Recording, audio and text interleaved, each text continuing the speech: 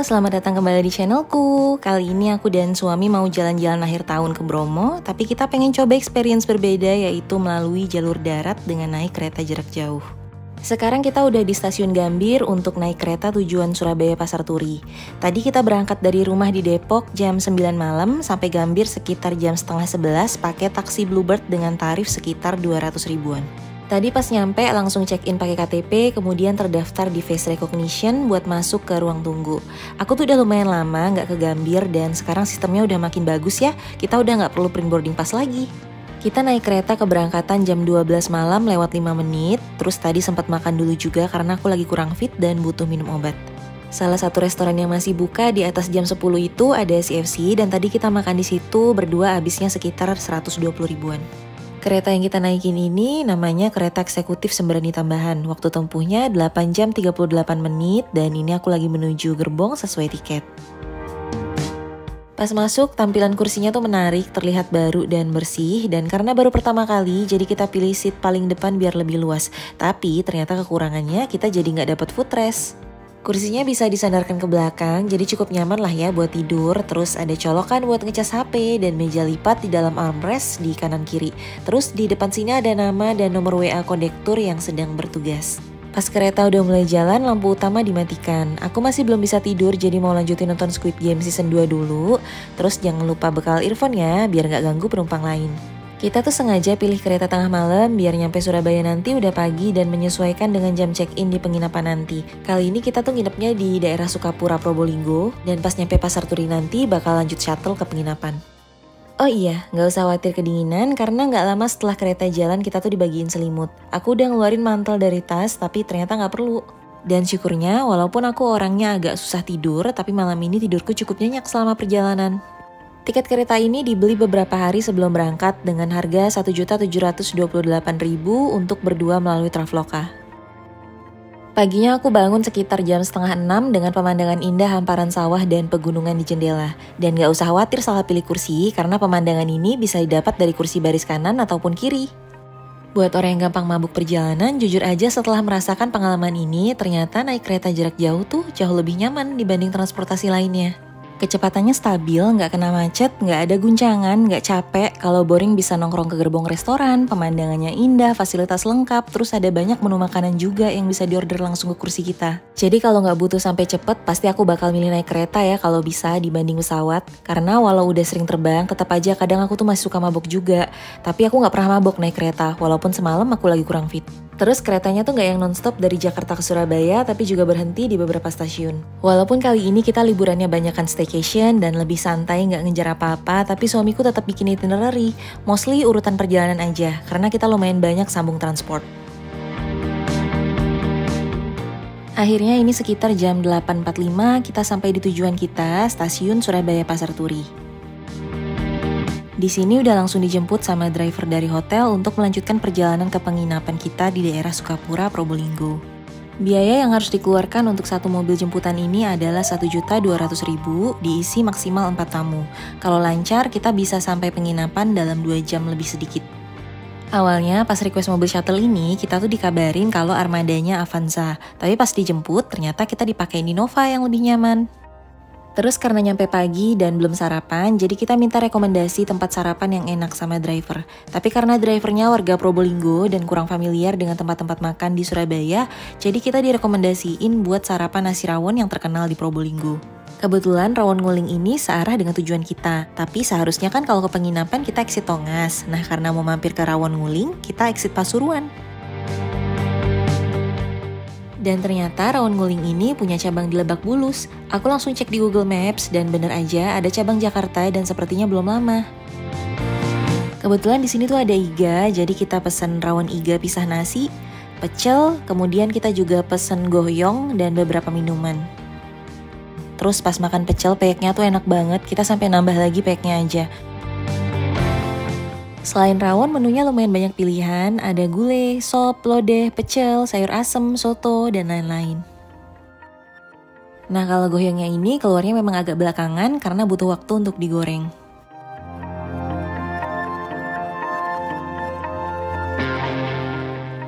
Makan bertiga di sini habisnya sekitar 240.000. Oh iya, ternyata di Probolinggo ini salah satu hasil buminya yang paling khas adalah durian. Di sepanjang jalan kita tuh lihat banyak banget pohon durian dan pohonnya tuh nggak tinggi tapi katanya buahnya banyak. Kapan-kapan aku jadi pengen balik ke sini lagi pas musimnya. Di jalan kita banyak melewati tikungan, tanjakan, dan turunan tapi jalannya tuh mulus. Terus sebenarnya Bromo jalur Probolinggo ini pemandangannya terkenal indah, tapi mungkin karena lagi musim hujan perjalanan kita tuh dipenuhi kabut. Sayangnya pemandangan gunung sama bukitnya jadi nggak kelihatan karena ketutupan kabut. Kita juga beberapa kali ngelewatin banyak jeep warna-warni di pinggir jalan. Di sini juga banyak kafe-kafe dan restoran dengan pemandangan bagus dan sebenarnya aku juga gemes pengen mampirin satu-satu, tapi sayangnya kalau nggak bawa kendaraan sendiri masih sulit. Karena di sini tuh nggak ada taksi, nggak ada ojek, dan nggak ada penyewaan mobil dan motor metik. Dan kondisinya masih kurang friendly untuk pejalan kaki. Aku udah tanya-tanya ke beberapa penyedia jasa di sini. Aku udah dibantu cariin sama resepsionis penginapan juga, tapi nggak dapet. Semua jawabannya sama, yang ada cuma penyewaan motor trail sama jeep. Sedangkan kita cuma pengen mampir deket-deket ya, kayak radius 2-3 kilo aja, dan masih di jalan raya, jadi butuhnya metik. Semoga kedepannya nanti bisa lebih lengkap lagi deh fasilitas transport dan sewa kendaraan di Sukapura. Biar pengunjung yang dari luar Jatim seperti kita bisa lebih mudah berwisata di sini. Karena Probolinggo ini benar-benar hidden gem. Orang-orang luar taunya kalau mau ke Bromo lewat Batu Malang aja. Padahal jalur Probolinggo ini jalannya lebih bagus dan pemandangannya lebih indah. Apalagi sekarang udah mulai banyak penginapan yang bagus dan cafe resto estetik yang seru buat dikunjungin.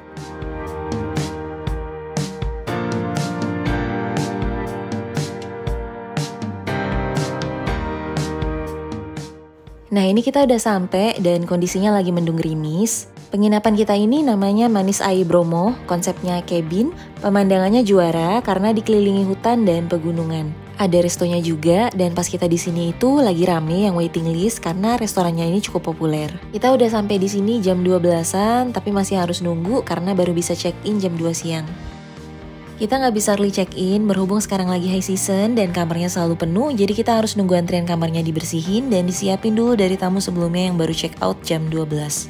Akhirnya setelah menunggu kita bisa masuk juga dan ini dia sedikit tour kira-kira kayak gini dalam kabinnya. Karena kebetulan yang kita ambil ini family cabin yang muat untuk 4 orang, jadi semua kelengkapannya itu ada 4 handuk, 4 gelas, dan 4 air minum botolan. Lengkap dengan toiletries, teko pemanas air, hair dryer, sandal, dan lain-lain. Yang aku suka di sini tehnya twinning, terus sabun shampoo-nya pakai Sensatia Botanical. Ada smart TV lengkap dengan langganan Netflix, wifi-nya juga kencang dan walaupun dingin tetap ada AC. Sekarang kita naik ke atas, ada lantai mezaninnya, kasurnya yang di bawah twin bed dan yang di atas ini queen bed.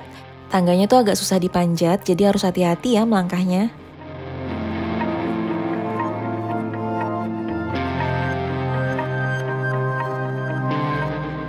Tempat tidur yang di atas ini juga cukup nyaman ya, tapi nggak ada TV. View-nya ada kebun sayur di belakang dan restoran di sebelah, karena kabin kita ini posisinya paling atas, kabin nomor C3.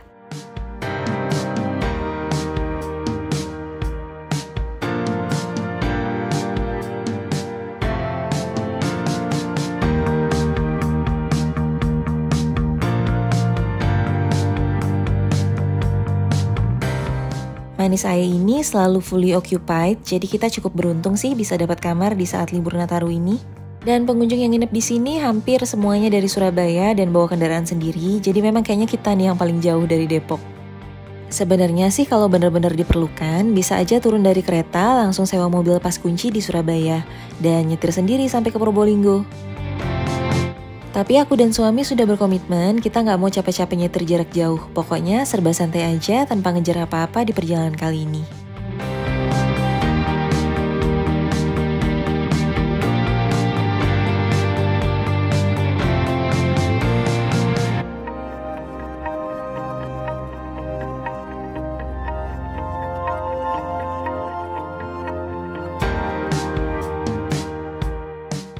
Lanjut lagi kita ke bagian depan kabin, kayak gini view-nya. Kebetulan ini aku datangnya di hari Sabtu siang, mungkin karena weekend ya, jadi kondisi restorannya itu lagi rame. Dan ini restorannya kan dibuka untuk umum ya, jadi nggak harus menginap di sini untuk makan di restorannya.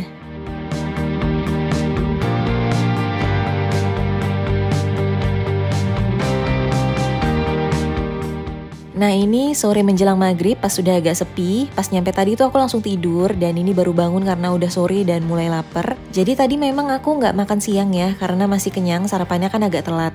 Aku pesen nasi sama ayam goreng Bromo dan gorengan dari restonya buat diantar ke kamar. Apakah karena gerimis? Tapi tempe gorengnya ini rasanya enak banget.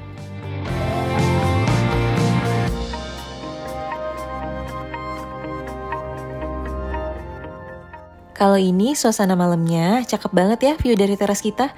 Dan semua kamar tuh dapat view yang sama. Cuma kelebihannya dari family cabin C3 ini, kalau mau bolak-balik pesan makanan dan minuman tuh deket banget. Nggak capek nanjak-nanjak restoran. Family cabin ini harganya untuk 2 malam sekitar 5 juta. Dan nginep di sini tuh lumayan susah ya karena sering penuh, apalagi kita datangnya pas high season. Kemudian kita juga pesan private jeep tour Bromo melalui Manis Ae. Normalnya tuh 750.000 per jeep, tapi karena hari ini lagi libur Nataru ada kenaikan harga jadi 1 juta per jeep. Bisa di custom mau berangkat jam berapa dan kemana aja di Bromonya. Nah lanjut besokannya, ini kita udah di dalam jeep. Hari ini kita mau jeep tour ke Bromo, berangkatnya jam 5 pagi dari Manis Ae. Dari awal aku udah request nggak usah lihat sunrise karena aku tuh udah pernah ke penanjakan sunrise dan itu harus dari malam jalannya. Selain itu di musim liburan gini takutnya desak-desakan karena rame. Ternyata itu adalah pilihan yang tepat karena di 29 Desember tepat pas aku pergi ini cuacanya bener-bener gerimis dan full kabut jadi mataharinya nggak kelihatan sama sekali. Aku dapat cerita dari temenku yang berangkat dari Malang, di jalurnya ada longsor jadi macet banget. Mereka berangkat dari jam 12 malam dari Batu, terus masuk Bromo, antrian toiletnya 35 menit, kehujanan, kelaparan, dan ternyata sunrise-nya nggak muncul. Jadi pilihanku untuk masuk dari Probolinggo dan mulai jalan jam 5 pagi adalah pilihan yang tepat banget untuk saat ini. Beberapa tahun lalu aku pernah ke Bromo di bulan Agustus pas lagi cerah-cerahnya musim kemarau. Jadi kali ini tuh bener-bener pengalaman baru dapat suasana gloomy. Karena kita sewa private dan cuma berdua, jadi aku duduk di belakang sendirian dan guncangannya lumayan kenceng juga. Tapi seru sih jadi berasa off-roadnya. Apalagi sambil lihat mobil-mobil lainnya yang ngebut kejar-kejaran dan pemandangannya yang bikin excited banget, kelihatan bayangan gunung ketutupan kabut nggak seperti Bromo yang biasanya. Karena tujuan utamaku kesini adalah buat naik ke kawah dan pas nyampe malah hujan angin dengan kabut tebel, jadi kita nunggu lumayan lama di warung. Kita ngisi waktu nunggu sambil makan dan minum dan jalan-jalan aja di depan warung, terus foto-foto sambil menikmati pemandangan. Ini kondisinya masih lumayan sepi ya, mungkin karena pengunjung yang dari penanjakan masih di perjalanan. Karena kita datang awal, jadi kayaknya warungnya tuh baru buka dan prasmanannya masih fresh baru mateng. Baunya tuh enak banget dan harganya pun bersahabat. Makan minum sama beli mantel di warung habis sekitar 100.000. Kita nunggu di warung dari parkiran jeep di depan masih sepi sampai udah rame. Tapi ternyata cuacanya masih nggak berubah. Terus kita tanya dulu aman atau enggak buat naik ke atas kawah dan katanya sih aman-aman aja. Awalnya suamiku masih ragu, tapi akhirnya kita tetap jalan menuju kawah karena udah sampai sejauh ini rasanya sayang kalau nggak jadi. Dari warung kita naik kuda, 1 orang 1 kuda, berdua 500.000 untuk pulang pergi dari warung dan pintu gerbang Kawah Bromo.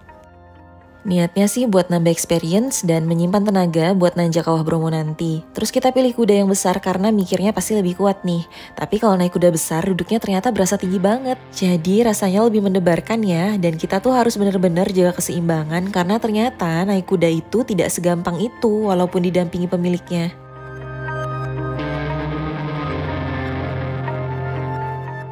Dan naik kuda ini menurut aku worth it, karena jaraknya lumayan jauh sekitar 2 kilo dengan cuaca hujan angin. Medannya juga cukup terjal, banyak tanjakan dan turunan mendekati kawah. Pasti bakal capek banget buat orang yang gak terbiasa dan gak pernah olahraga kayak aku. Sepanjang jalan naik kuda pemandangannya tuh bagus banget dan seru banget. Sampai dalam hati pun aku mikir sayang banget aku gak bisa rekam semuanya. Tapi emang bahaya sih kalau aku harus pegang kamera terus-terusan. Karena seperti yang aku bilang, naik kuda ini butuh jaga keseimbangan dan pegangan di pelana kudanya. Apalagi ditambah cuacanya yang agak-agak ekstrim. Memang sih hujannya tuh gak deres banget, tapi ditambah angin dan kabutnya jadi lumayan berat juga. Apalagi jalanannya becek dan licin. Tapi kudanya dan bapak-bapak di sini kelihatan banget udah terbiasa, santai tapi cekatan gitu. Nggak kelihatan sama sekali kayak kesulitan atau terburu-buru, tapi tahu-tahu udah jauh aja. Pas nyampe, kabutnya mulai menebal, jadi kita lagi-lagi harus nunggu sambil duduk di warung. Kelihatan ya di video semuanya tuh serba putih, nggak kelihatan apa-apa, padahal aslinya di sekelilingnya ada banyak pemandangan. Akhirnya kabutnya mulai hilang, pemandangan dan jalannya juga udah mulai kelihatan. Sekarang boleh nih, kita mulai pelan-pelan naik tangga nanjak ke atas. Ada 200 anak tangga yang harus didaki. Terus setiap 50 anak tangga ada pos istirahatnya. Aku tuh beberapa kali berhenti setiap kali pahaku mulai terasa sakit dan kabutnya tiba-tiba tebel. Dari atas ini tuh pemandangannya bener-bener luar biasa dan walaupun ketutupan kabut masih kelihatan bagusnya. Entah gimana kalau lagi cerah bakalan sebagus apa, karena aku tuh juga baru pertama kali naik ke kawah ini. Bayangin deh, lagi berkabut aja yang jarak pandangnya terbatas tapi masih bisa terlihat sebagus ini. Akhirnya kita sampai ke puncak, walaupun gak kelihatan apa-apa dan kakiku ngilu-ngilu karena aku sebenarnya agak takut ketinggian. Nengok ke dalam kawah pun kelihatannya putih aja, jadi memang pemandangan di dalam kawah ya memang selalu hanya asap aja sih, tapi mungkin kalau cerah pasti bakal seru karena di sekitar sini pasti penuh pemandangan indah. Orang Indonesia yang nyampe ke atas sini dikit ya, sekitar 80% yang naik tuh turis luar negeri semua. Aku gak tahu kapan, tapi dalam hati sih kepengen balik lagi ke Kawah Bromo ini waktu cuacanya nanti pas lagi cerah berawan, pas lagi bagus-bagusnya, semoga deh bisa kesampean. Aku masih pengen di atas agak lama, tapi suamiku maunya cepet turun karena bau belerangnya tuh kuat banget. Turun dari kawah, kita langsung cari kuda yang antar kita tadi, kemudian jalan balik ke warung sebelumnya. Kuda aku namanya Kiron dan kuda suamiku namanya Sambo. Karakternya lucu-lucu. Kalau Kiron suka marah-marah setiap ketemu kuda lain. Kalau Sambo badannya gendut dan sambil jalan suka iseng loncat-loncat bikin kaget. Kiron itu yang hitam dan Sambo yang coklat. Jadi Kiron ini aslinya bukannya kurus ya. Dia tuh sehat-sehat aja, bahkan dibanding kuda lain posturnya termasuk yang paling tinggi kalau dibandingin dengan kuda-kuda lain di Bromo. Cuma memang si Sambo ini badannya gendut dan gemes banget, kayak lincah gitu, gak bisa diem main-main terus. Pasti disayang dan dimanja deh sama bapaknya. Aku tuh seneng kalau lihat hewan dirawat dengan baik sama pemiliknya. Dari kawah ini bisa aja kalau mau ke tujuan lain. Awalnya juga kita berencana ke Seruni Point, tapi karena udah basah-basahan dan kabutnya masih tebel aja, jadi kita putuskan buat langsung balik ke penginapan. Aku juga udah cukup puas hari ini ngerasain pengalaman baru di Bromo. Dulu aku berangkatnya lewat Malang, cerah, lihat sunrise, savana, dan pasir berbisik. Kali ini lewatnya Probolinggo, naik kuda, nongkrong di warung-warungnya, dan mendaki kawah. Dengan suasana gloomy, dingin, dan berkabut pula.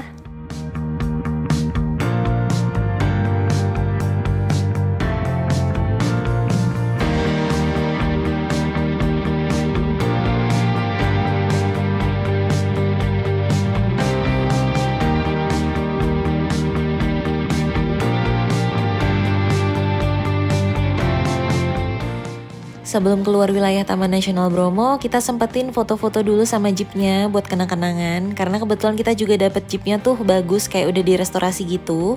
Terus tadi kan pas berangkatnya tuh suamiku yang duduk di depan. Nah kali ini gantian nih, aku yang duduk di depan buat lihat pemandangan yang lebih banyak.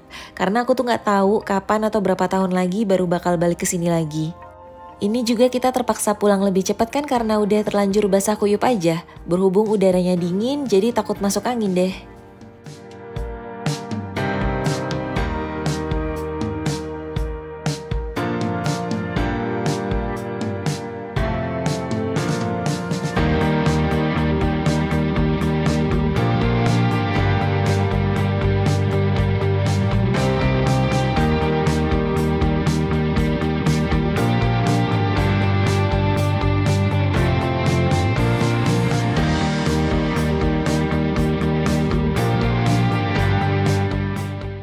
Oke, ini kita udah keluar dari Taman Nasional Bromo Tenggernya. Jadi aku tuh tadinya bacanya Bromo Tengger ya, tapi driver kita nyebutnya bukan Tengger, tapi Tengger. Sebenarnya bacanya yang bener Tengger apa Tengger? Arah pulang ini juga pemandangannya tetap bagus ya, walaupun hujan berkabut tapi kelihatan siluet gunung-gunungnya. Dan kita udah nyampe lagi ke penginapan ini sekitar jam 9 pagi, terus kita langsung ke restoran aja buat sarapan. Karena sarapan di Manis Ai ini dimulai jam 8 sampai jam 11 dan harga kamarnya itu udah include breakfast, jadi sayang banget dong kalau nggak diambil.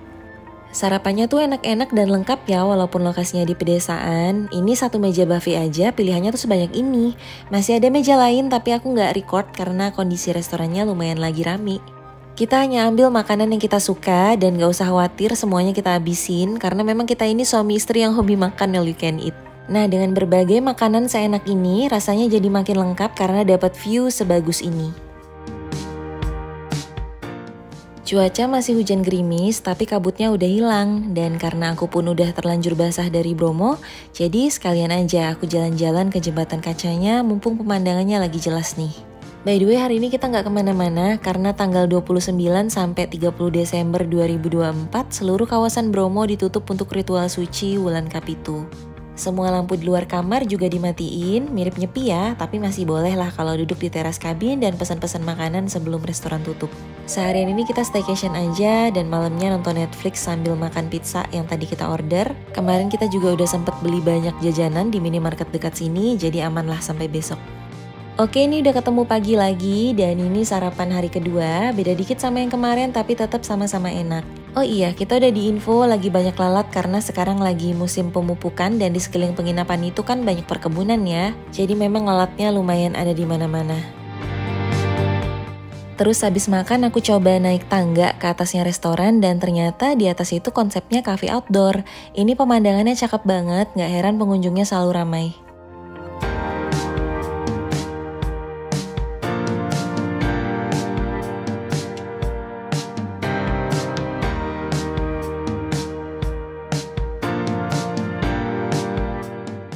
Habis sarapan aku langsung kemes-kemes kamar dan siap-siap check out. Walaupun jalanan baru dibuka jam 5 sore, tapi kita tetap dikasih batas waktu check out.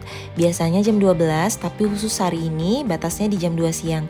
Karena kemarin kondisinya lagi rame, jadi aku nggak ada record bagian depan sini. Nah, hari ini mumpung sepi aku bisa ambil beberapa video. Kira-kira kayak gini suasana di depan resepsionis Manis Ai. Oh iya, ini masih ada pembayaran shuttle arah pulang ke arah Pasar Turi ya. Tarifnya sama kayak pas jemput kemarin, 1,2 juta. Terus sambil nunggu suamiku menyelesaikan pembayaran, aku jalan-jalan ke belakang kabin. Ini kebun sayur yang di belakang kamar, ditambah kabut pemandangannya jadi romantis banget. Sambil nunggu jam 5 sore, kita nongkrong di restoran aja dan kabutnya semakin tebel. Di halaman Manis Ai mulai dibangun tenda-tenda kecil, kayaknya besok mau ada bazar. Terus kelihatannya di sini Mbak sama Masnya juga lagi sibuk bikin buket bunga. Untung kemarin pas balik dari Bromo, aku tetap ngambil foto hujan-hujanan di restoran ini. Karena ternyata sekarang udah tebel lagi kabutnya, nggak kelihatan apa-apa, putih semua. Tapi mungkin karena ini udah siang, jadi udaranya sih nggak dingin-dingin amat ya. Kita juga order minuman dingin. Terus yang ini sebenarnya nggak ada di menu, tapi suamiku request minta dibikinin tahu cabai garam. Ini pedes tapi enak banget. Suami tambah jus mangga dan aku juga tambah kentang goreng.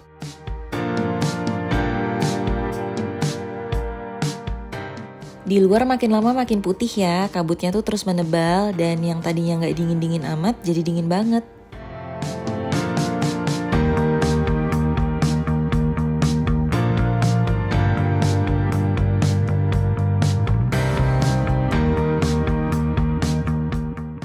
Cemilan dan minuman seger barusan habisnya sekitar 150.000 dan di meja kasir ada price list cabinnya start from harga berapa.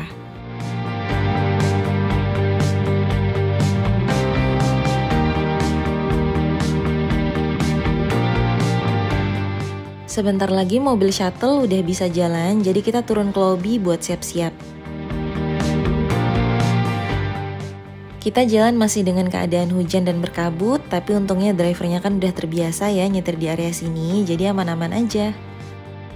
Perjalanannya memakan waktu sekitar 2 jam lebih, alhamdulillah lancar nggak ada kena macet.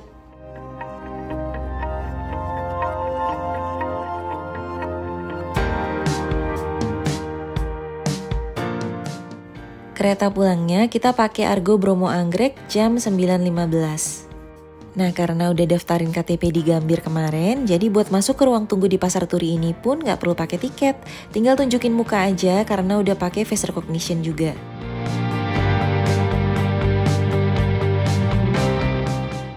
Setelah menunggu sekitar 1 jam, keretanya akhirnya datang. Kita di gerbong nomor 1, jadi posisinya di ujung.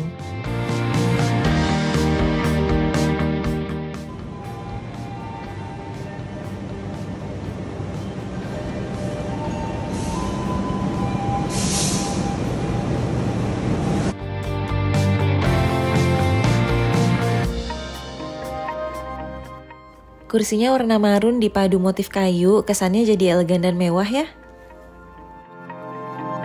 Terus karena masih belum ngantuk dan keretanya juga belum jalan, jadi kali ini kita main ke gerbong restoran dulu.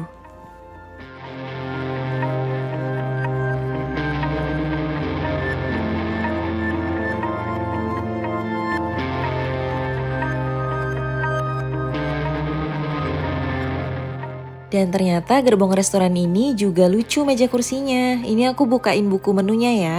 Beneran deh, pilihan menunya itu banyak banget dan enak-enak dari berbagai vendor dan gak mahal-mahal kok. Ada Hokben, Reju, Frotiliza, dan lain-lain. Tapi karena aku belum ada makan berat sama sekali, jadi aku pesan nasi sei sapi sama teh botol. Suamiku cuma ngopi aja. Total billnya sekitar 80.000.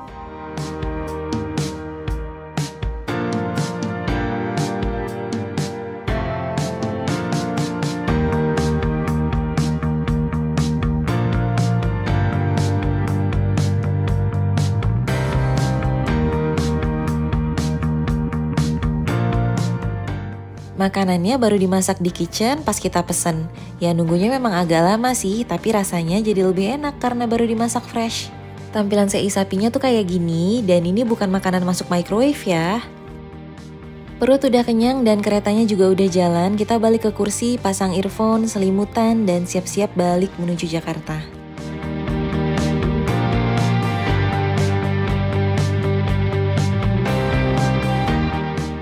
Nah kursinya tuh bener-bener dempetan kayak gini ya, jadi mungkin kalau bepergian sendiri dan di sebelah kita itu orang lain bakalan awkward. Tapi lumayan, space kakinya cukup luas dan kali ini aku dapat footrest.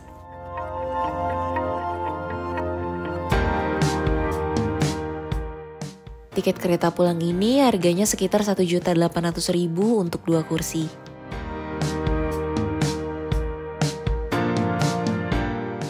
Karena sebelumnya udah ambil yang paling depan, sekarang kita coba yang agak ke belakang di seat nomor 12. Ternyata di sini tuh dingin banget dan aku baru nyari tahu kalau seat nomor 9 sampai 12 itu memang dekat AC. Ini kita udah sampai Gambir sekitar jam 5:30 pagi. Jam segini tuh masih gelap tapi di Gambir udah lumayan rame.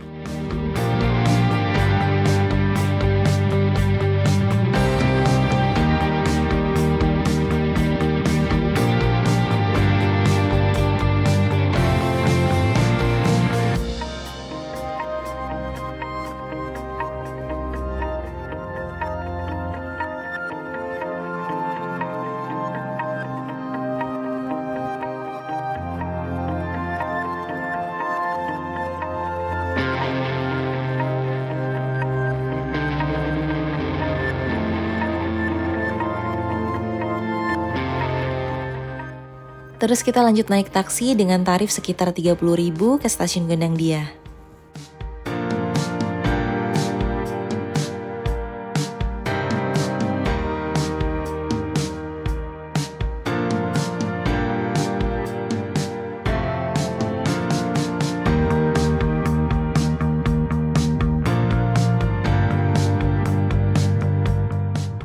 Dari Gondang Dia kita naik kereta ke arah Bogor buat pulang ke Depok. Tarifnya 3.000 per orang. Nanti kita turun di stasiun Depok Baru, pesan Bluebird dan langsung sampai ke rumah sekitar jam 7 pagi. Oke, jalan-jalan kita dari berangkat sampai pulang ke rumah udah selesai. Semoga bisa kasih kamu sedikit gambaran gimana experience perjalanan jarak jauh dengan nyaman tanpa bawa kendaraan sendiri untuk kamu yang berencana ke Probolinggo. Dan ini total pengeluaran kita yang sudah dibulatkan. Makasih udah nonton sampai selesai dan sampai ketemu di video-video lainnya.